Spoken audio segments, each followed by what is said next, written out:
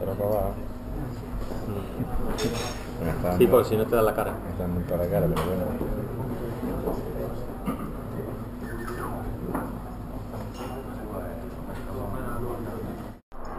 Pues muchísimas gracias, Gerardo, muchísimas gracias a todos y a todas por venir. Gracias a Nico, que no está, que es mi cómplice para dar esta charla. La verdad es que tengo bastante cara dura porque no es que la Invisible me invitara a dar una charla. Hablé con Nico y le dije, voy a pasar por Málaga por otra historia, ¿por qué no montamos una charla? Y me dijo, de acuerdo. Y la verdad es que creo que eso es echarle bastante cara. Pero esto responde a algo que es una sensación que tengo yo y tenemos la gente que militamos y que trabajamos en la tuerca, y es la sensación de que hemos creado una maquinita, hemos creado algo que se nos ha ido de las manos y que tiene mucho más seguimiento y mucho más peso a la hora de introducir en los movimientos sociales y en la gente interesada en la política desde una perspectiva emancipatoria, discursos y debates que de alguna manera son más, no sé si más útiles, pero desde luego que tienen más peso de lo que nosotros podríamos imaginar hace 2 años, cuando empezamos un poco sin saber muy bien a dónde íbamos a llegar con el programa. El problema que tiene la tuerca es que emite solamente en una dirección. Cuando tú estás haciendo el programa, bueno, tú sabes que habrá gente que lo esté viendo en el TDT, gente que lo esté viendo en la conexión, que lo esté viendo por streaming, y gente que a lo mejor después lo ve por YouTube, pero es muy difícil que tú escuches a esa gente. Y sin embargo, en un montón de sitios a los que vamos o a través de las redes sociales hay mucha gente que lo ve y que quiere discutir cosas. Entonces tengo la sensación de que es una obligación nuestra, digamos, someternos al veredicto de la gente que en realidad hace posible que el programa funcione, que es la gente que lo ve.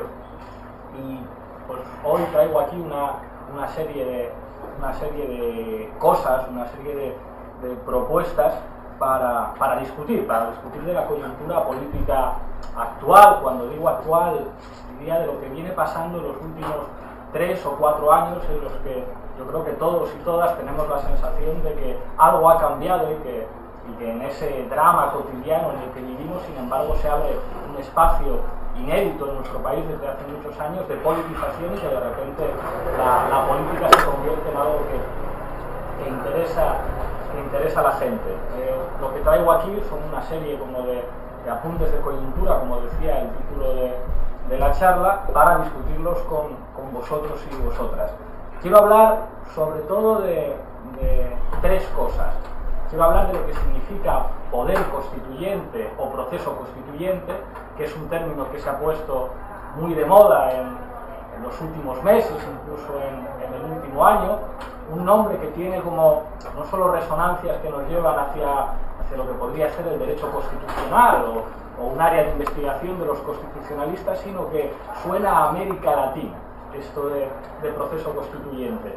Voy a intentar concretar esto del proceso constituyente en lo que llamaré hipótesis Syriza, para contraponer la hipótesis Syriza a la hipótesis América Latina, que es una manera de pensar en qué medida puede cambiar el contexto político presente. ¿Qué está pasando que abre posibilidades a que la normalidad política, a que la normalidad que de alguna manera traza el funcionamiento de un orden político y lo hace estable y hace que se mantenga en determinados contextos, se pueda cuestionar, se pueda poner en entredicho? Y por último, una concreción de todo esto en la acción política, la pregunta clásica de qué podemos hacer, y aquí hablaré de lo que he llamado, y he contado en alguna otra charla, militancia comunicativa. Diré que el partido, entendiendo partido como algo que va mucho más allá de una estructura concreta que se presenta a las elecciones y que tiene unas siglas y unos censos de afiliados, entender el partido como, en una noción mucho más gramsciana, si se quiere, como ese instrumento que sirve para intervenir, esa máquina de acumular poder político que sirve para intervenir y para modular lo que llamaremos relaciones de poder, que son el objeto de la política. preguntas a las que trataré de responder en esta intervención. No solamente qué es eso del proceso constituyente, sino qué tiene eso que ver con la crisis, qué quiere decir que la crisis económica se ha convertido en una crisis política y que esa crisis política la podemos llamar crisis de régimen, y qué quiere decir, y esta será como la última pregunta a la que trataré de responder, eso de que la socialdemocracia o los partidos socialistas están en crisis, o lo que podríamos llamar, agarrando una noción griega, proceso de pasoquización de los partidos socialistas, y cómo eso puede tener mucho que ver con eso que llamamos crisis política o crisis de régimen derivada de una crisis económica global. Lo del proceso constituyente, que es una cosa de la que todo el mundo habla, pero a veces no está claro a qué nos estamos refiriendo. Hay un chiste que conté una vez ya, y es un chiste que le robé a Slavoj Žižek, que es, no sé si le conocéis, es un filósofo esloveno extremadamente provocador y al mismo tiempo muy sugerente. El chiste es el siguiente: digamos que hay un matrimonio, el marido abandona el domicilio conyugal asegurando a su mujer que regresará a casa a las 9 de la noche. El caso es que por diferentes motivos llega a casa a las 5 de la tarde y cuando abre la puerta encuentra a su mujer acostada con otro hombre. Entonces se queda mirándola y ella le dice: cariño, dijiste que ibas a venir a las 9. Bueno, ya, pero esto que está pasando. Y dice: no cambies de tema. Dijiste que ibas a venir a las 9. Este chiste sirve para ilustrar cuáles son los temas accesorios y cuáles son los temas importantes. Da la impresión de que muchas veces cuando hablamos de política alguien nos obliga a hablar de lo accesorio. Hay que hablar de por qué estoy llegando a las 9 cuando dije que iba, por qué estoy llegando a las 5 cuando dije que iba a llegar a las 9. Y no podemos hablar de lo realmente importante, que es que me está poniendo los cuernos, y esto puede representar una crisis de pareja para nosotros. Cuando hablamos del proceso constituyente, a veces ocurre un poco lo mismo. Hablamos de cuestiones accesorias. Y parece que hablar del proceso constituyente es hablar de que hay que reformar la Constitución, de que hay que hacer una Constitución nueva, de que queremos más democracia, de que si tienes 2/3 de los parlamentarios, eso quiere decir que tienes los votos necesarios para reformar la Constitución, y el problema no es ese. Cuando hablamos de proceso constituyente, hablamos del objeto de la política, y el objeto de la política es el poder. En la ciencia política a veces ocurre como el chiste.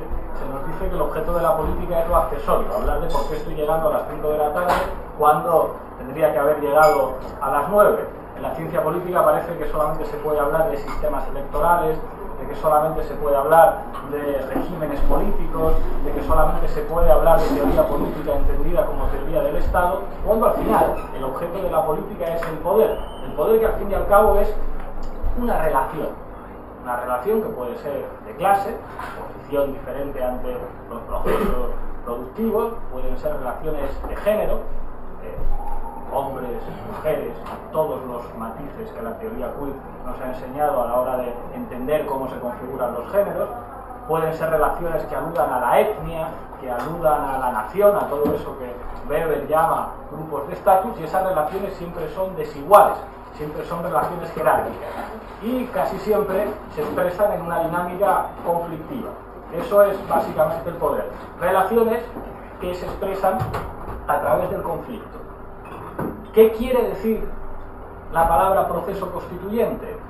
Que ese poder se está empezando a mover, se está empezando a reconfigurar. La palabra constitución. De nuevo volvemos al chiste de Žižek, y parece que tendríamos que creernos que la Constitución es un papel escrito, que la Constitución es un documento, que la Constitución es algo formal. Hay una palabra maravillosa que se le puede añadir a la palabra Constitución que nos dice mucho sobre su naturaleza, que es la palabra material, la Constitución material. Sería muy típico en una clase de Derecho preguntar a los estudiantes: ¿y el Reino Unido tiene Constitución? Y los más ingenuos dirían: no tiene Constitución. El profesor tendría que explicar: sí tiene Constitución. Tiene una Constitución material. No hace falta que haya un papelito que establezca cuáles son la relación y la configuración de los poderes en el Reino Unido. Aparentemente, el Parlamento lo puede todo, la Cámara de los Comunes en el Reino Unido, pero es inimaginable la disolución de la monarquía en el Reino Unido. Es decir, la Constitución material es la manera en la que se plasman los poderes. Es la manera jurídica, sin necesidad de un texto concreto, en la que se plasman los poderes. Eso puede tener una concreción en un papel o puede no tenerla. En el caso del Reino Unido hay una constitución material. En el caso de Venezuela, si alguna vez vais a una charla sobre la historia de Venezuela, a lo mejor os hablan del pacto del punto fijo, que fue un acuerdo de los grandes partidos venezolanos para repartirse el poder y para establecer un régimen político que solamente caería con el ascenso de Hugo Chávez al poder. Y eso no estaba en un papel, eso no era una constitución escrita. ¿Qué es lo que está pasando en estos momentos?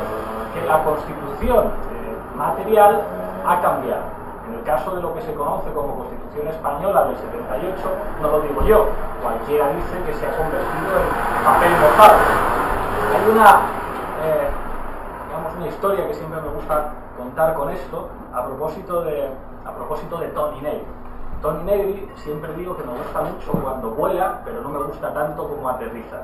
Y un ejemplo de los vuelos maravillosos de Tony Negri y sus aterrizajes forzosos fue su posición ante la famosa Constitución Europea. Dijo una cosa magnífica. Dijo, ante la indignación general que producía esta Constitución Europea nueva, va contra los derechos de los trabajadores, va contra los derechos sociales, supone una regresión respecto a las constituciones republicanas de posguerra que recogían una serie de derechos y permitían el reconocimiento de eso que se llama estado del bienestar. Y Negri dice, ya, pero es que eso se ha terminado, es que ha cambiado el poder, es que una de las características fundamentales del neoliberalismo es que ha reconfigurado el poder. La clase obrera, buenos días, ha sido derrotada. Los mineros fueron derrotados en el Reino Unido y el neoliberalismo, lo cual ha conseguido en diferentes lugares del planeta a través de diferentes dispositivos, es vencer. Vencieron en Chile a través de dispositivos militares, vencieron en Estados Unidos con Ronald Reagan, vencieron con Margaret Thatcher en el Reino Unido y de alguna manera han reconfigurado ese mundo en el que la clase trabajadora y sus sindicatos tenían un poder y un papel distinto en los años 60, a principios de los años 70. Por lo tanto, lo que está ocurriendo en Europa, lo pongan en un papel o no lo pongan en un papel, es que los dueños de la Constitución material han decidido ponerlo en un papelito que se llama Constitución formal. Pero no se confundan, lo ponga o no lo ponga en el papel, la realidad es esta. Este es el vuelo maravilloso de Tony Negri, el que efectivamente descubre que el poder configura relaciones y que esas relaciones se plasman en el derecho. La mejor definición del derecho es que es la voluntad racionalizada del vencedor, o en el mejor de los casos es el pacto que sucede a una relación de conflicto. Cuando esa relación de conflicto se reconfigura, cuando el que antes había llegado a, bueno, hemos perdido por 4-2, entonces vamos a plasmar este 4-2 en un documento. Cuando has perdido por 5-0, tarde o temprano hay que plasmar ese 5-0, sea en un papel o no sea en un papel.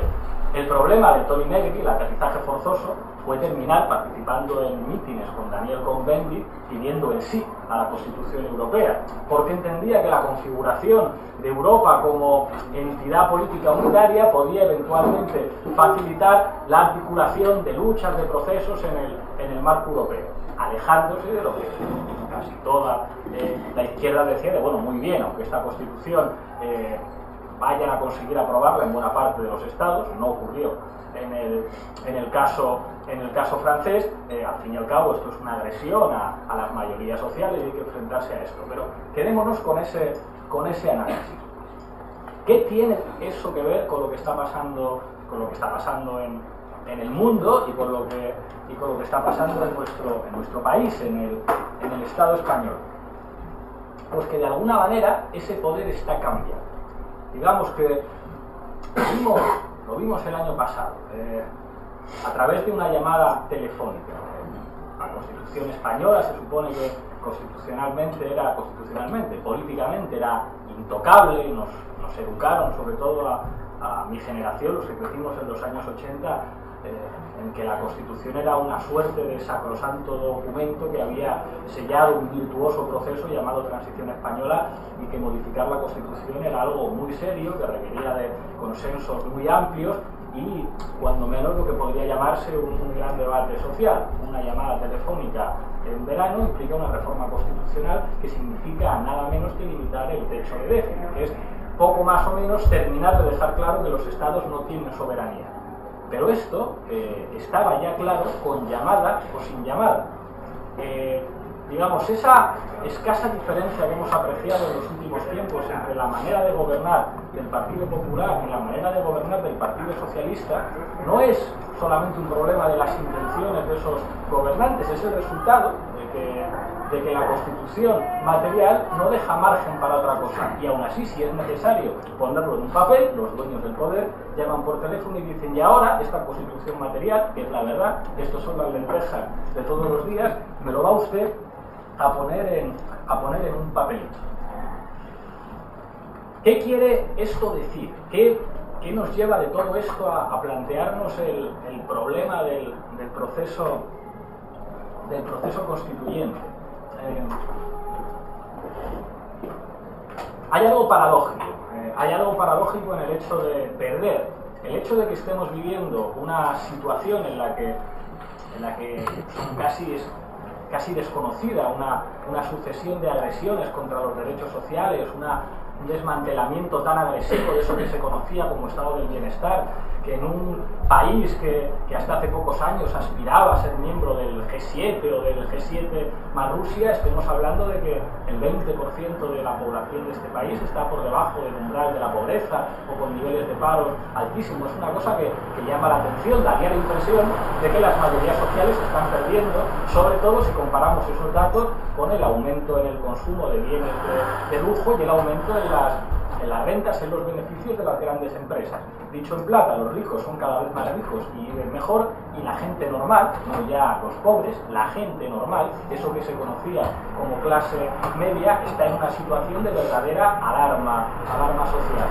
¿Y por qué entonces hablamos de proceso constituyente si un proceso constituyente se supone que debería ser una reconfiguración del poder favorable a los que proponemos esto, ¿no? Porque hay gente de izquierdas que dice: hay que abrir un proceso constituyente, cuando todo apunta a que las relaciones de poder se están reconfigurando en una dirección favorable a los que mandan. Pues hay algo que es terrible, pero que al mismo tiempo es fascinante políticamente, y es las oportunidades que abre la crisis. Estamos viviendo en un momento de transición sistémica, que dicen algunos teóricos, en el que la hegemonía de los Estados Unidos termina de ser socavada. La experiencia militar del gobierno de George Bush en Irak no es más que una demostración de que Estados Unidos trata de recuperar su autoridad perdida por la vía militar, pero no terminan de conseguirlo. La crisis financiera que arranca con el crash de Lehman Brothers es de alguna manera una señal de que el sistema económico, tal y como lo hemos conocido, está en una situación de eso que se llama una crisis cíclica del capitalismo, que implica una reconfiguración de los poderes. Nadie sabe si el futuro de la economía mundo está en China, si está en India, si Estados Unidos podrá resistir, cuál es el papel que puede ocupar América Latina. Nadie sabe qué va a ser de Europa en estos momentos, y esa crisis económica global está abriendo de alguna manera oportunidades en ese ámbito de lo que en términos nietzscheanos o marxistas se conocía como superestructura. Los marxistas siempre estuvieron obsesionados por la economía, ¿no? Es decir, la economía es uno de esos espacios en los que se configura el poder, en términos básicos, entre propietarios y no propietarios. Lo que estaba por encima, la ideología, la cultura, la familia, la religión y el Estado son una serie de instituciones que de alguna manera derivan de esas relaciones económicas. Esto se expresaría muy bien en esa frase de Engels, en la que Engels decía: el Estado es esa institución que permite a la clase económicamente dominante en convertirse en clase políticamente dominante. Pero también sabemos desde Gramsci y desde otros marxistas que esa relación es dialéctica y que todos esos elementos de la superestructura influyen también en la estructura. ¿Qué narices tiene todo eso que ver con nosotros y con lo que ocurre en este país? Pues que se ha abierto, o parece que se está abriendo, una posibilidad muy interesante que cuestiona, que pone en riesgo la estabilidad de una institución que es crucial, independientemente de sus debilidades de los últimos tiempos, que es el Estado.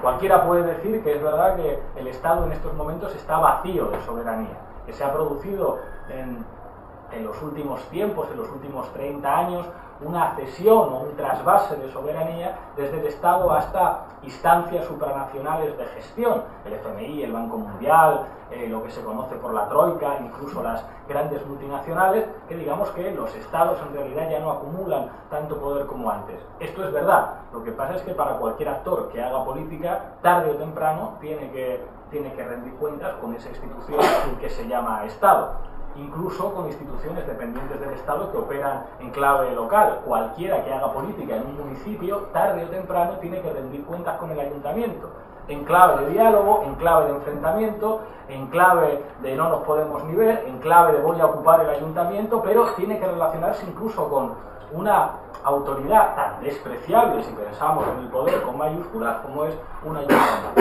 Pues el Estado es una institución fundamental para la estabilidad de las cosas, para la estabilidad de un régimen político. Y lo que parece que está ocurriendo en el sur de Europa es que esa estabilidad de los Estados, que de alguna manera se sustentaba en la alternancia entre dos grandes partidos, un partido social-liberal y un partido liberal-conservador, está entrando en cuestión, que eso, de alguna forma, está cambiando. Y eso nos plantea la cuestión de la crisis de régimen. ¿La crisis de régimen qué quiere decir? La crisis política de régimen. Que las principales instituciones políticas que han mantenido una cierta estabilidad, eso que era de alguna forma la formalización, valga la redundancia, de esa constitución material, se está reconfigurando. Y aquí es donde se empieza a enunciar lo que pretendía llamar hipótesis Syriza. Todo el mundo conoce Syriza cuando, si uno lo piensa en detalle, es como, esto no debería ser tan importante.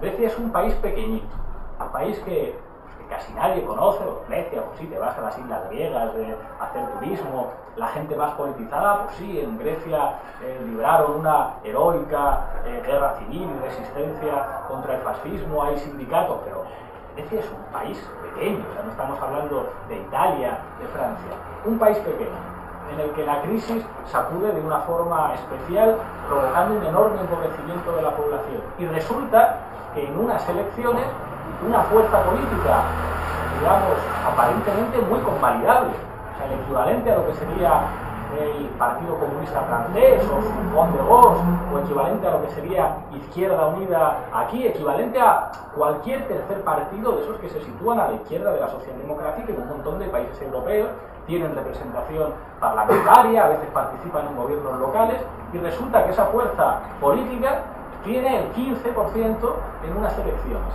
Tienen que repetir las elecciones porque nadie ha podido formar gobierno, y las encuestas dicen que esa fuerza política podría llegar al 28, 29, 30%, superar al partido de la derecha que se llama Nueva Democracia y eventualmente formar gobierno con un 28, 29, 30% de los votos.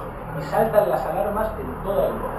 Toda Europa está preocupada porque en un país pequeño, en un estado muy pequeñito, un partido político legal puede tener el 28-29% de los votos. ¿Qué está pasando? ¿Por qué esto preocupa tanto? El poder es una cosa que va mucho más allá de las elecciones. Y la prueba de esto es, pues bueno, la imagen de Salvador Allende precariamente armado el 11 de septiembre del 73, cuando después de haber ganado en todos los frentes, haber ganado los cierres patronales a la derecha, habiendo ganado las elecciones, habiendo ganado en el plano de la sociedad civil, del reconocimiento internacional, pierde en un plano crucial en política, que es el plano militar, porque le organizan un golpe de Estado a la derecha del país, apoyada por Estados Unidos. Todos sabemos que el poder funciona así. ¿Por qué estaban tan preocupados en Grecia? Si estaba claro que una parte fundamental del ejército en Grecia era favorable a los recortes, si estaba claro que los poderes económicos en Grecia no serían favorables a gobierno como este, si estaba claro que todos los poderes europeos hubieran podido estrangular perfectamente a un gobierno griego que se hubiera atrevido a decir la deuda es ilegítima, hay que renegociarla, o que se hubiera planteado la posibilidad de quizá en estas condiciones el euro no es viable en este país? Pues eso quiere decir que de alguna manera el enemigo tiene miedo. ¿Tiene miedo? ¿Qué está pasando? Digo, bueno, a mí qué más me da si yo soy el poder, que tú tengas el 28% de los votos, o que tengas el 30%, si tú no vas a poder gobernar. Pero acordaos todo el despliegue mediático que hubo para evitar que Syriza ganara las elecciones. ¿Cuál es la hipótesis Syriza? Ese poder, esos sectores que de alguna manera llevan mandando mucho tiempo, que son perfectamente localizables como poder de clase, que han sido los directores, que eso se llamó neoliberalismo y se concretó en una serie de dispositivos económicos y políticos muy concretos, tienen miedo, y eso se muestra en que hay una inestabilidad del sistema político. En un país normal lo que tiene que haber es un partido de centro izquierda y un partido de centro derecha, que pueden tener discrepancias importantes. Hay algunos que están a favor de que las personas del mismo sexo se casen, otros son mucho más religiosos, unos tienen, digamos, un estilo con la represión más suave, otros son un poco más autoritarios, unos se llevan un poquito mejor con los sindicatos, los otros se llevan un poquito mejor con los empresarios, pero en las cuestiones fundamentales, en eso que se llama cuestiones de Estado, están de acuerdo. Eso es un país normal, pero que de repente eso se altere, eso puede cambiar, hace saltar las alarmas en todas partes. Esa es la hipótesis Syriza, que permite pensar, vislumbrar una posibilidad de reconfiguración de los poderes. Eso es un proceso constituyente. ¿En qué se diferencia esta hipótesis Syriza de lo que podríamos llamar la hipótesis latinoamericana, que es una cosa que discuto con algunos de mis compañeros de la Fundación CEPS? Que piensan que aquí podría ocurrir una cosa que ocurrió en América Latina. En América Latina, sobre todo en dos países, en Venezuela y Ecuador, ocurrió algo sorprendente. Y es que lo que podríamos llamar que una fuerza pase de 0 a 50. Que de repente un candidato, una figura, un líder, una figura política sin partido, sin representación parlamentaria, de la nada se convierta en candidato a unas elecciones presidenciales y gane, y obtenga más del 50% de los votos. Y con las facilidades que los regímenes políticos presidenciales otorgan al presidente de la República que gana, convoque una asamblea constituyente y ponga patas arriba el país y cambie la Constitución, inicie un programa de reformas radicales que hagan que lo que tenemos ahora en Venezuela y en Ecuador, pues digamos, haya despertado el interés de todo el mundo. ¿Es eso posible en un país como el nuestro? Yo creo que no, por dificultades intrínsecas al régimen político, es decir, aquí no se elige presidente, se eligen parlamentarios, y también por la importancia de eso que podríamos llamar eje izquierda-derecha. A mi juicio aquí lo que puede pasar es que la izquierda amplíe su campo, no que surja un outsider que de alguna manera desprecie o sitúe. O sea, si pensamos en lo que ha pasado en América Latina, en los dos casos, es que ganó las elecciones presidentes, que no se sabía muy bien si eran de izquierdas o si eran de derecha, y que incluso era difícil entender lo que estaba pasando en el país utilizando las nociones izquierda y derecha, y una vez que llegan al poder, entonces sí, entonces se hacen de izquierdas y claramente se identifican con una serie de valores, de formas de gobernar, de formas de entender estas cosas. Es lo que ocurre en Venezuela y es lo que ocurre en Ecuador. ¿Es esto posible en Europa? Yo creo que no, como creo que sería imposible en países como Chile, en los que los campos políticos son mucho más difíciles de hacer que exploten desde dentro. ¿Qué es lo que supone la hipótesis Syriza? Que la izquierda amplíe su campo. ¿Qué es ampliar su campo? Reconocer en primer lugar que hay lo que podríamos llamar 3 campos agotados. El primero es el campo del neoliberalismo, porque si no, no se entendería lo que ocurre aquí. El neoliberalismo como proyecto de clase que inicia en los años 70 es una cosa que se agota, que se termina agotando, que demuestra su inviabilidad para ejercer el poder político, y el mejor ejemplo no solamente es la respuesta al neoliberalismo en forma de gobiernos políticos de signo claramente antineoliberal en América Latina, sino el crack de Lehman Brothers y la situación que tenemos en estos momentos. Pero hay otros dos modelos que se han agotado también. Se agotó, y fue una de las víctimas del neoliberalismo, el socialismo de los llamados países del socialismo real, que fue un modelo económico muy viable en la medida en que la economía era industrial para competir con los Estados Unidos. Hay un montón de factores cruciales, la famosa carrera armamentística, la crisis ideológica, pero también la vinculación a un modelo económico que era el modelo del capitalismo industrial que los neoliberales, y que dieron un enorme peso a lo que se conoce como la financiarización de la economía, pusieron en cuestión. El modelo de ese socialismo, o que algunos han llamado como de economía planificada, se agotó con la caída del muro de Berlín, y de hecho las experiencias que podemos calificar de izquierdas en otros países del mundo no se sustraen a una manera de organizar la economía en términos de economía de mercado, en términos de economía capitalista. Es difícil imaginar la vuelta a esos modelos centrados en el capitalismo industrial. Pero hay otra víctima más de todo eso, que es la socialdemocracia. La socialdemocracia, que de alguna forma fue capaz de, ¿cómo decirlo?, de atribuirse la defensa del estado del bienestar. Los gobiernos de centro-izquierda de alguna forma eran capaces de tener una relación privilegiada con los sindicatos y decir, bueno, nosotros no vamos a tocar los privilegios de los ricos y vamos a, canalizar el conflicto social, aumentando o mejorando el nivel de vida, siempre hablando, por supuesto, de sociedades europeas, de la clase trabajadora, y van a existir una serie de derechos sociales que van a ser lo que nosotros asumamos como patrimonio político de lo que somos. Ese modelo se ha terminado también. No hay espacio para gobernar así. Y la prueba de que no hay espacio para un gobierno de un partido socialista es Zapatero a partir del año 2008. ¿Y cuál es el espacio?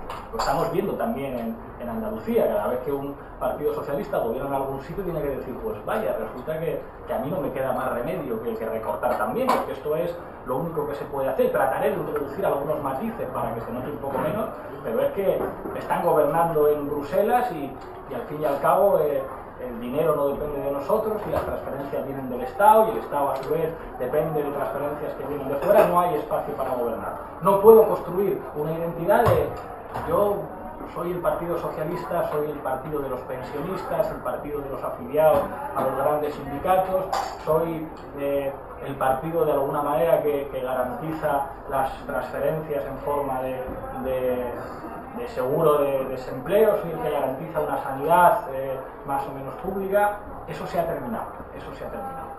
El mejor ejemplo de que se ha terminado, Grecia, donde el Partido Socialista, el PASOK, tiene que suicidarse, tiene que hacerse el harakiri para decir no, o sea, yo no me puedo atrever a gobernar de otra forma, no me atrevo a romper la baraja, que es lo que abre la puerta a que de repente pueda haber una opción electoral distinta, una opción electoral que pueda amenazar eso que aparentemente está tan vacío de soberanía, que es el Estado, y decir, bueno, es verdad que quizá el Estado tenga poco poder, es verdad que con la deuda existente habría poderes exteriores que podrían cuestionar la manera de gobernar en un país que dijera la deuda no se paga, o que dijera no salimos del euro, pero qué curioso que produzca esto tanto miedo. Cuando da la impresión un ambiente social en el que la gente puede votar distinto. Hay una cosa de la que la izquierda se ha lamentado siempre, y es la gente está manipulada, los medios de comunicación engañan a todo el mundo, vivimos en una sociedad orwelliana, para no mirarse delante del espejo y decir, es que la mayor parte de la gente que vota en este país votaba Partido Popular o votaba Partido Socialista. Y en los sitios en los que se votan cosas distintas, como el País Vasco o como en Cataluña, la mayoría vota PNV y la mayoría vota Convergencia y Unión. Y de repente se abre la posibilidad de que eso pueda cambiar, de que pueda haber opciones opciones políticas que de alguna forma rompan esos consensos fundamentales que forman parte de nuestra famosa Constitución material. Eso es lo que abre la posibilidad de un proceso constituyente.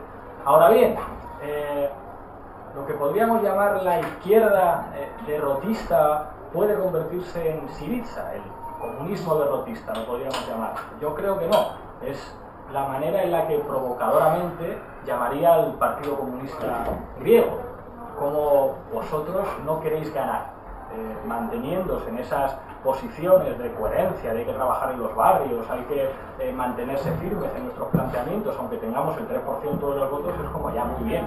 Entonces vete al monte, practica la lucha armada si te presentas a las elecciones. Es absurdo que aspires al 3 o al 4% de los votos cuando hay una opción que no se diferencia tanto en términos programáticos, que está planteando, no, es que aspiramos al 15 y un mes después aspiramos al 25% de los votos.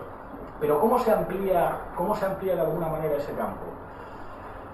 La socialdemocracia tiene que experimentar ese proceso de pasoquización, de que no tenga más espacio, lo estamos viendo en este país. Ahora os hablaré un poquito de la experiencia de las últimas elecciones gallegas, que yo creo que han sido interesantísimas. De Galicia casi nadie habla, pero lo que ha pasado en las últimas elecciones, más allá de la mayoría absoluta del Partido Popular, es muy interesante, y al mismo tiempo abrirse a sujetos sociales que han estado excluidos sistemáticamente, históricamente, de la representación política. Eso tiene mucho que ver con la movilización social que hemos visto en los últimos años. Hay una crítica muy común, muy de partido al 15M, es decir, si esto del 15M está muy bien, esto de levantar las manitas en las plazas es estupendo, magnífico, pero al final, cuando hay elecciones, vuelve a ganar el Partido Popular, y esto es lo de siempre. Pues sí, me genera como mucha simpatía esto nuevo de los indignados, pero yo llevo indignado 35 años. Es un argumento muy de la izquierda. ¿De qué me vais a contar a mí de indignación si llevo luchando un montón de tiempo? Cuando, sin embargo, el 15M lo que ha puesto encima de la mesa es la derrota de un consenso político. Las derrotas políticas no se convierten en derrotas electorales inmediatamente, pero marcan un estado de ánimo. Los seres humanos normalmente tenemos una prisa biológica. Tenemos la sensación de que queremos hacer coincidir los tiempos biológicos con los tiempos históricos. 3 años en la vida de un ser humano es bastante tiempo. En términos históricos, 3 años son 3 segundos.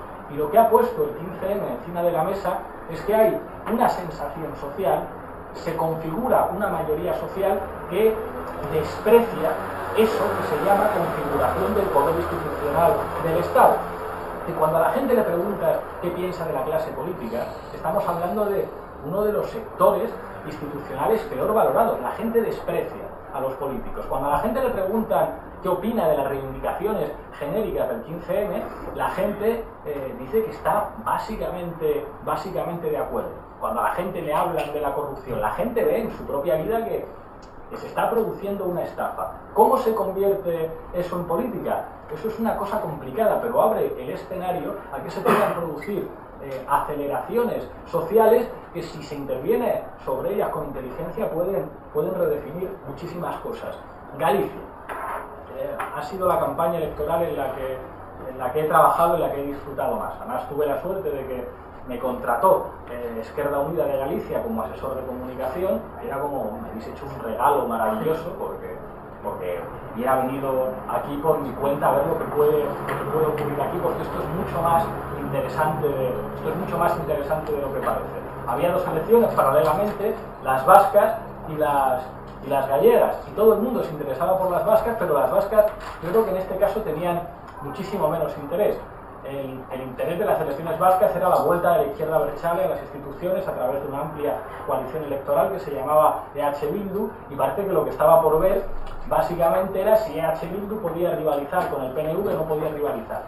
Había una serie como de consecuencias o de cosas que podían pasar accesorias. Seguirá existiendo un quinto espacio en la política vasca, lo que representó históricamente primero Euskadiko Ezkerra y después Ezker-Batua. Finalmente resultó que no, porque se presentaron diferentes candidaturas. Estaba por ver digamos, la intensidad de la hostia que se iba a dar el Partido Popular y el Partido Socialista y la ventaja que iba a tener el PNV, pero en el País Vasco la crisis ha llegado un poco más despacio y digamos que parecía que estaba fuera de la campaña electoral la cuestión de la crisis económica, a pesar de que los partidos insistían en eso. Parece que el conflicto vasco tenía, digamos, estaba mucho más, ¿cómo decirlo? Estaba como mucho más situado como el eje fundamental en torno al cual giraban todos los discursos, algo que además de alguna forma se vinculaba a lo que había ocurrido en Cataluña, que es un problema fundamental en este estado, pero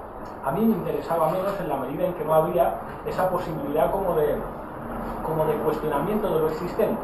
Es decir, con todo el respeto, defiendo el derecho de autodeterminación, pero si los que de alguna manera hegemonizan la conclusión del derecho de autodeterminación es Convergencia y Unión y el PNV, me da la impresión de que no va a ser un instrumento que permita cuestionar una serie de consensos. Creo que tanto el PNV como Convergencia y Unión han sido aliados fundamentales de la derecha española y que estarían encantados con la configuración actual del poder europeo. Es fundamental que la gente tenga derecho a decidir, los vascos y los catalanes tienen todo el derecho a decidir si quieren tener unas relaciones u otras con el resto del Estado. Pero en este caso lo que pasaba en Galicia me parecía mucho más interesante porque había una opción nueva que partía de la nada, una coalición entre un partido muy pequeñito que es Esquerda Unida de Galicia, que en las últimas elecciones generales había rondado el 4% de los votos y que estaba prácticamente desaparecida institucionalmente de Galicia, con una escisión del bloque nacionalista galego que tenía mucha militancia, pero tampoco tenía sedes, tampoco tenía una gran organización y tenía un candidato, una figura carismática que se llama José Manuel Beiras, que era un señor al fin y al cabo de 76 años. Y llegan a una especie de acuerdo, se autodotan de un nombre muy clásico, un poco erótico, Alternativa Galega de Esquerda, y uno dice, Dios mío, en el año 2012 podría uno pensar algo que no volviera tanto a años 70, pero que sin embargo plantea un discurso completamente nuevo. Pone encima de la mesa unos candidatos que hablan de otra manera, que no tienen problema en utilizar la incorrección, que no tienen problema en presentarse como algo completamente distinto al resto de opciones, que hablan de crisis de régimen, que hablan de los de abajo, que insultan y no tienen ningún problema en decir que el presidente es un instrumento, una marioneta en manos de la troika, que incumplen todas esas normas de lo que se llama corrección política, que con una organización muy pequeña empiezan a llenar los mítines y que partiendo de, no lo digo yo, lo dice el CIS daba a Esquerda Unida en el mejor de los casos una presencia testimonial en la Cámara galega y habría que ver qué ocurriría después de la campaña electoral. A Nova no les daba nada. Los más optimistas decían, bueno, tendrán 1, 2, como muchísimo 3 diputados y finalmente tienen 9 y el 14% de los votos. En un mes desde que se firma la coalición hasta que se producen las elecciones. Si a ese 14% le sumamos el 10% que obtiene el bloque nacionalista galego, tenemos que fuerzas políticas situadas a la izquierda del Partido Socialista le superan en 4%. El Partido Socialista tuvo el 20% de los votos. Y dicen, bueno, el PP ha obtenido mayoría absoluta, sí, pero ha perdido 150.000 votos. Y es tremendamente llamativo que se configure esa nueva relación de fuerzas en la gente que va a votar. La clave de lo que estaba ocurriendo aquí es que se produzca una coalición entre dos fuerzas o el discurso que se pone encima de la mesa. O que de repente la crisis, el rostro de la crisis, emerge como uno de los elementos fundamentales que centra una campaña. Yo creo que esto fue una de las claves que operó en Galicia. ¿Cómo terminamos todo esto?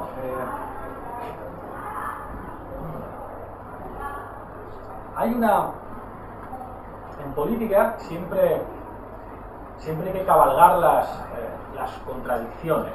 Siempre digo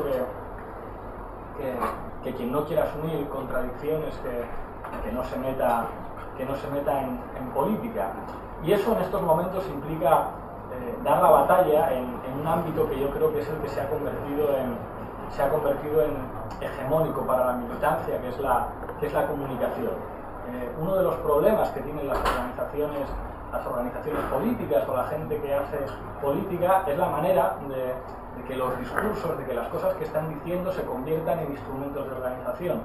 Y si alguna lección ha dado el 15M y si alguna lección dieron las concentraciones en la Puerta del Sol y las últimas concentraciones del 25S, es que esos espacios son emisores, son elementos que de alguna manera emiten mensajes que generan un pegamento social que después puede operar. Y eso puede operar también en el plano de lo electoral y abrir esa posibilidad de que esa máquina que llamamos Estado aparentemente tan estable pueda abrir la oportunidad a otro tipo de cosas. La verdad es que he venido también aquí para escucharos a vosotros, creo que os he soltado ya una chapa considerable. Si os parece, seguimos discutiendo en debate. Muchísimas gracias.